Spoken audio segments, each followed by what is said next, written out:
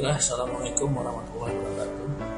Pada pertemuan perdana ini perlu saya jelaskan dulu bahwa mata kuliah teknologi informasi ini terdiri dari 2 SKS dengan dua-duanya adalah teori, tetapi semua kegiatan kemungkinan besar dilaksanakan dengan menggunakan daring. Tim pengajar untuk mata kuliah ini ada 3 orang. Yang pertama adalah saya sendiri, kemudian ada lagi nanti Pak Supangat FPH, dan satu lagi nanti Pak Doni Eka Arsanto Eskep MKes. Untuk materi perdana, saya selaku penanggung jawab mata kuliah ini nanti akan diberikan 4 atau 5 materi pokok bahasan. Pertemuan pertama ini kita akan membahas masalah pemanfaatan internet untuk referensi pembelajaran. Nah, mungkin adik-adik semua atau para mahasiswa sebenarnya sudah tidak asing lagi untuk menggunakan internet. Generasi tahun 2000, generasi milenium 2010 ke atas itu sudah tidak asing lagi dengan menggunakan internet. Hampir semua kegiatan sekarang ini yang sering game ya, tapi khusus untuk pembelajaran mungkin gemanya atau lebih gencar tahun 2020 ini karena kondisi dampak pandemi konflik ini. Jadi semua menggunakan teknologi tatap maya. Nah, untuk referensi pembelajaran sendiri, sebenarnya internet itu banyak sekali manfaatnya. Kita bisa mencari literatur, baik literatur berupa jurnal sampai ke literatur yang cuma sifatnya bacaan-bacaan fiksi ya, semua bisa disediakan di internet. Untuk yang referensi belajar sendiri, mulai dari jurnal tadi sudah saya sebutkan sampai ke buku-buku pustaka itu hampir sudah bisa secara maksimal disediakan di internet. Hanya saja untuk Indonesia sendiri, pengguna atau pembaca e-book itu masih sangat sedikit sekali dibandingkan dengan negara-negara maju seperti Amerika. Itu mereka lebih senang menggunakan electronic book atau e-book. Nah, saya sedikit akan mengulas mengenai internet ya. Mungkin dari rekan-rekan juga sudah mengenal, tetapi saya refresh ya sedikit. Jadi internet itu adalah suatu jaringan komputer yang sangat besar, terdiri dari jutaan perangkat komputer yang terhubung melalui satu protokol tertentu untuk pertukaran informasi antar komputer tersebut ya. Jadi pemanfaatan lalu lintas data, komunikasi, dan informasi itu sangat besar sekali. Jadi internet bisa merubah pergaulan global. Internet bisa merubah dunia. Internet bisa menghubungkan suatu bangsa, bangsa yang kecil maupun bangsa yang besar sekalipun. Internet sangat membantu sekali, terutama dalam pertukaran informasi dan komunikasi. Internet itu menyediakan akses untuk layanan telekomunikasi dari sumber daya informasi untuk jutaan pemakainya yang tersebar di seluruh dunia. Jadi penggunaan bahasa internasional pun dalam hal ini bahasa Inggris mewajibkan kita walaupun tidak fasih ya, paling tidak mengerti beberapa suku kata, atau kita juga bisa cari kamusnya di internet. Hanya saja mungkin kita harus beberapa istilah masih tetap digunakan bahasa internasional tersebut ya, jadi bukan menggunakan bahasa daerah masing-masing. Untuk komunikasi tetap harus menggunakan bahasa internasional karena bahasa internet itu adalah bahasa internasional, dalam hal ini adalah bahasa Inggris. Nah, dengan adanya internet ini memungkinkan seseorang di suatu negara atau di suatu tempat bisa mendapatkan informasi atau data di tempat lain, bahkan yang jaraknya beribu-ribu mil.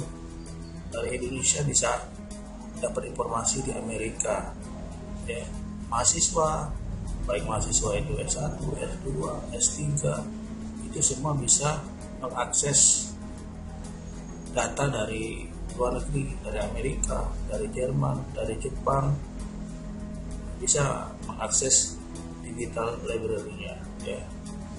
Di penggunaan e-book tadi sudah saya katakan itu sangat membantu sekali dalam kita menemukan informasi yang tidak kita ketahui di tempat lain. Tanpa teknologi internet, banyak tugas akhir, tesis, bahkan disertasi yang mungkin membutuhkan waktu lebih banyak untuk menyelesaikannya itu bisa sangat sulit sekali. Tapi dengan internet kita bisa mencari referensi. Nah, mungkin nanti di kesempatan berikutnya saya juga akan sedikit mengulas tentang referensi-referensi yang jadi bisa cari dalam hal untuk terus menambah pengetahuan, menambah informasi, dan meningkatkan kualitas pembelajaran. Nah, sekarang ini yang lagi booming e-learning. E-learning ini adalah salah satu wujud penerapan teknologi informasi di bidang pendidikan dalam bentuk sekolah maya. Jadi tatap muka maya. Nah, ini sekarang kondisi kita ini adalah salah satu bentuk atau salah satu materi pembelajaran yang kita jalani. Jadi sebuah usaha untuk transformasi proses belajar mengajar di sekolah dalam bentuk digital. Jadi yang menciptakan ini itu adalah internet ya. Nah, ada istilah-istilah yang ini yang saya katakan tadi menggunakan bahasa internasional, misalnya browsing.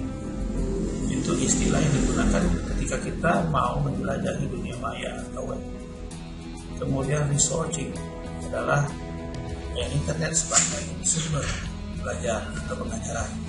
Kemudian yang ketiga adalah searching. Searching itu mencari, mengambil, menjelajah materi-materi yang kita butuhkan, mencari informasi di segala arah dengan menggunakan internet.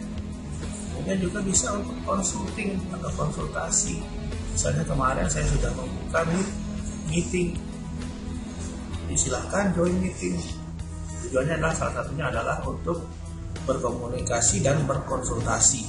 Ya. Nah, guru juga bisa menggunakan proses belajar juga untuk menggabungkan kepentingan belajar. Ya, jadi internet nanti menjembatani proses belajar yang diberikan oleh guru, dosen kepada mahasiswa. Nah, ini sumber pembelajaran sendiri itu terbagi menjadi beberapa bagian. Kalau pembelajaran yang direncanakan itu namanya learning resources by design. Itu semua pembelajaran yang secara khusus dikembangkan sebagai komponen sistem institusional untuk memberikan fasilitas belajar yang terarah dan bersifat formal biasanya. Nah, ada juga sumber pembelajaran yang utilization atau karena manfaatnya namanya learning resources by utilization. Dan selanjutnya adalah ketersediaan bahan ajar dan sarana belajar merupakan faktor penting.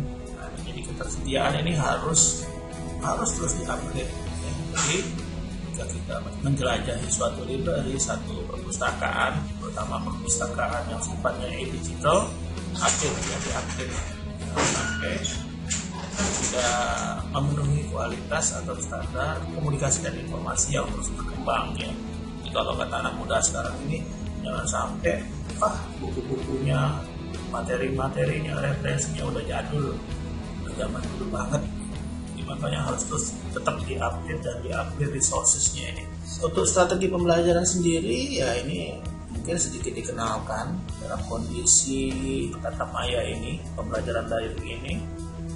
Tapi secara umumnya seperti ini, ada dialog komunikasi antara dosen dan mahasiswa ya, tetap menggunakan bisa secara langsung tatap muka atau juga tatap muka semu, misalnya dengan memberikan video pembelajaran ya, memberikan materi-materi melalui link komunikasi ya, atau mengarahkan ke arah referensi-referensi publikasi atau e-book tertentu bisa.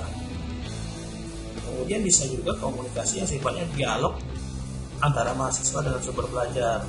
Jadi kalau tadi langsung ke dosen, kalau sekarang strateginya dengan langsung ke sumber belajar itu.